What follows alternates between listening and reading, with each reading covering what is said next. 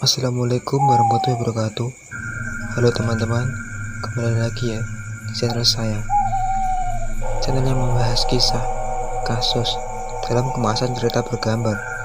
Namun sebelum lanjut, dukung saya dengan cara klik tombol subscribe dan juga klik tombol like untuk mengembangkan channel ini ke depannya.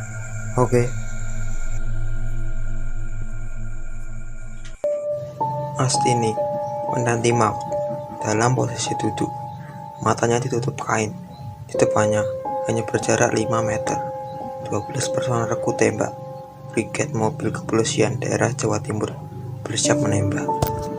Dan sekejap setelah apa-apa dinyatakan, dor, jantung Astini tertembus 6 peluru.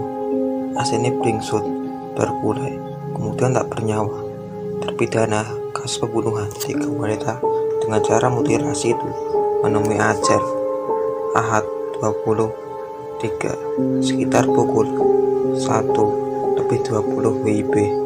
Tak diketahui pasti di mana perempuan itu dieksekusi. Kepala Kejaksaan Negeri Surabaya AF Darmawan hanya mengatakan Astini dibawa ke sebuah lapangan. Jasad Astini lalu dibawa ke Rumah Sakit Umum Daerah Dr. Sutomo Surabaya, Jatim untuk diotopsi. Warga Puji Astuti, salah satu korban Astini, mengaku puas setelah mengetahui Astini dieksekusi. Meski itu, pihak keluarga Puji terus menunggu 9 tahun lamanya. 9 tahun bukanlah waktu yang singkat bagi keluarga korban. Perbuatan Astini tak hanya membunuh, Astini juga memotong-motong tubuh korbannya.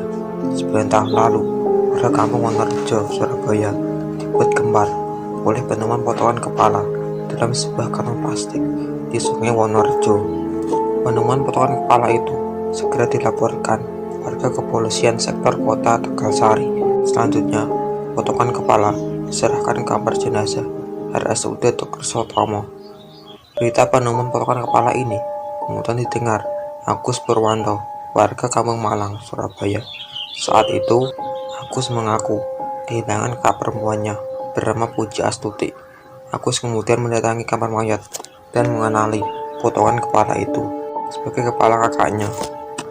Polisi segera bertindak berdasarkan keterangan sebagai saksi. Diketahui, korban sempat terlihat masuk ke rumah Astini di Kampung Malang. Antara korban dan Astini memang bertetangga. Astini lalu segera ditangkap.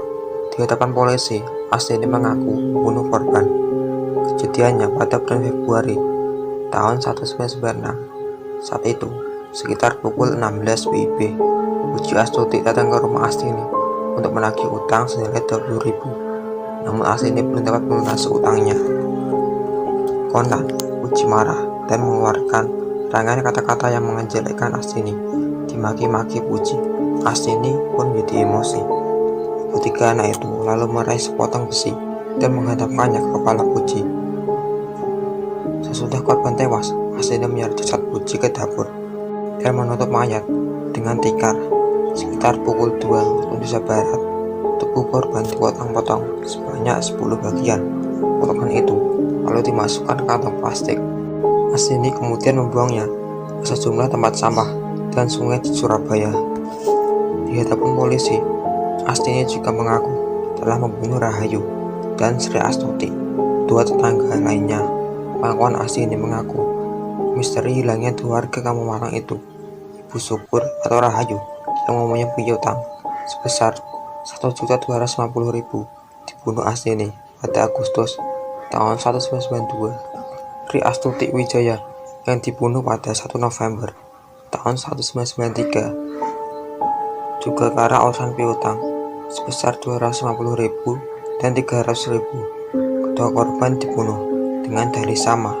Astini tersinggung saat ditagih utang dengan kata-kata kasar. Astini juga mengaku tubuh para korban dipotong menjadi 10 bagian. Pada 17 Oktober tahun 1996, Astini divonis hukuman mati oleh Pengadilan Negeri Surabaya. Astini lalu mengajukan banding ke Pengadilan Tinggi Jatim. Selama menunggu putusan banding, Astini ditahan di Lembaga Permasyarakatan Wanita Sukun Malang. Pada Januari 1997, Pengadilan Jatim menguatkan putusan PN Surabaya. Namun, ACNI terus berupaya menghindari dari vonis.